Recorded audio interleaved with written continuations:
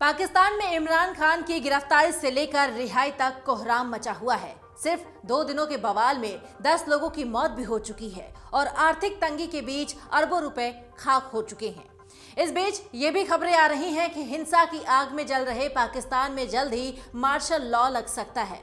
आप सोच रहे होंगे कि आखिर ये मार्शल लॉ होता क्या है, आखिर मार्शल लॉ लागू होने पर एक देश में क्या बदलाव होते हैं। साथ ही ये भी सवाल उठ रहे हैं कि कब तक लागू होगा ये मार्शल लॉ और पाक में कितनी बार मार्शल लॉ लग चुका है। पाकिस्तान में स्थिति इतनी बेकाबू हो गई है कि सरकार को पूरे देश में ही धारा 144 लागू करनी पड़ी है। तो क्या पाकिस्तानी सेना के हाथ में देश की न्याय व्यवस्था जाने वाली है? सबसे पहले समझते हैं कि मार्शल लॉ या फिर सैनिक कानून होता क्या है। ये वो कानून है जिसमें किन्हीं विशेष परिस्थितियों में देश की न्याय व्यवस्था को सेना अपने हाथ में ले लेती है। साधारण भाषा में समझें तो मतलब सीधा है कि पाकिस्तान में सेना का शासन लग जाता है। वैसे तो इस देश की विदेश और सुरक्षा नीति पर हमेशा से ही पाकिस्तान की सेना का कंट्रोल रहा है। वहीं देश की अर्थव्यवस्था पर भी सेना का खासा प्रभाव रहता है, लेकिन फिर भी जमहूरियत की ठपली पीटने वाले यहाँ के राजनेता विश्व पटल पर खुद को एक सैन्य शासक देश पेश करने से हमेशा बचते आए हैं। लेकिन सच्चाई सभी को पता है। आपको बता दें कि अब पाकिस्तानी सुप्रीम कोर्ट ने इमरान खान की गिरफ्तारी को अवैध करार देते हुए उन्हें रिहा करने का हुक्म सुनाया है।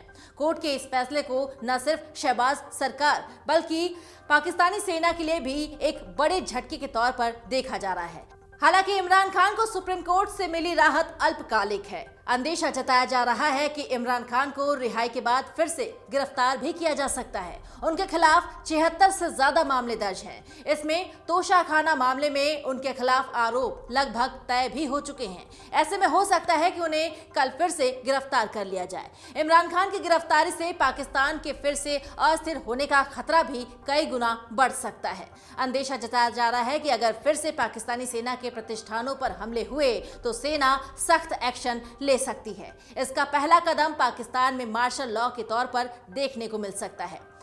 पाकिस्तान का इतिहास है कि वहां सेना और उसके राजनीतिक मोहरों के बीच सत्ता के लिए आंख मिचौली का खेल हमेशा से ही चलता रहा है। यही वजह है कि जब भी सेना को कोई सरकार पसंद नहीं आती तो उसे हटाकर सत्ता अपने हाथ में ले लेती है।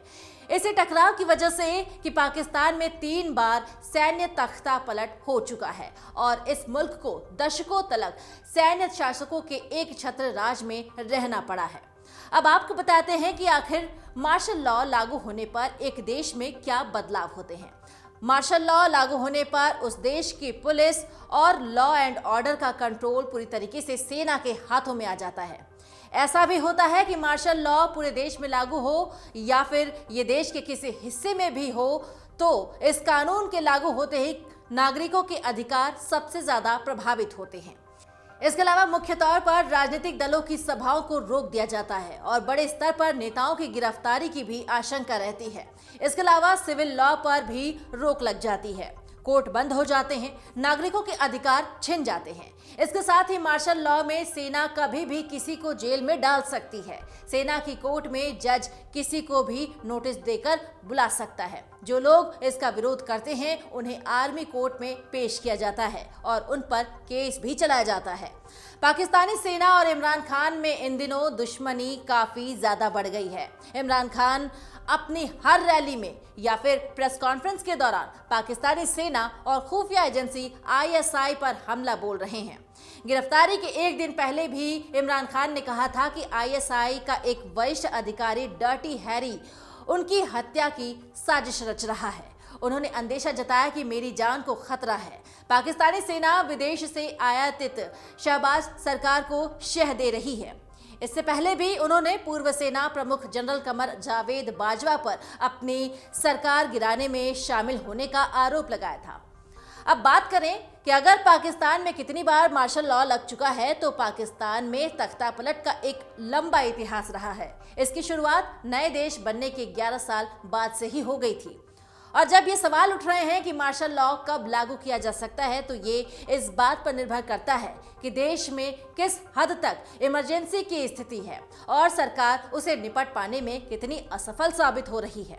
मतलब सिचुएशन देखते हुए मार्शल लॉ लागू किया जाता है। इसके अलावा भी कई स्थितियों में मार्शल लॉ लागू किया जाता है, जैसे युद्ध के हालात में, या फिर किसी युद्ध में जीते गए क्षेत्र में, देश में राज कर रही सरकार के तख्तापलट होने पर, या फिर बड़े स्तर पर किसी प्राकृतिक आपदा आने के बाद। ये कुछ ऐसे हालात हैं जिनमें सेना ही उस देश को कंट्रोल करती है। मार्शल लॉ का मतलब है वॉर की शुरुआत करना नहीं होता। सरकार के जो नॉर्मल सिविलियंस फंक्शंस होते हैं, यानी आम नागरिक की व्यवस्था को हटा दिया जाता है और मिलिट्री का रूल लग जाता है। तख्तापलट के बाद भी मार्शल लॉ लगा दिया जाता है। कभी कभी मार्शल लॉ बहुत बड़ी प्राकृतिक आपदा आने पर भी लगा दिया जाता है, लेकिन अधिकांश देश इस स्थिति में आपातकाल लागू करते हैं। अब एक बार फिर से पाकिस्तान मार्शल लॉ की चौखट पर खड़ा है, क्योंकि पहले से ही गरीबी और भुखमरी का मार झेल रहे पाकिस्तान में जनता दाने दाने को मोहताज है। ऐसे में अगर राजनीतिक हिंसा के चलते सरकारी संपत्ति को और भी नुकसान पहुंचाया गया और इसकी चपेट में आम जनता भी आ गई, तो इस मुल्क को बर्बाद होने से नहीं बचा सकता। यही वजह है कि यहाँ सेना कमान अपने हाथ में लेने के लिए तैयार बैठी है। मन से उजाला कर चले, मन से उजाला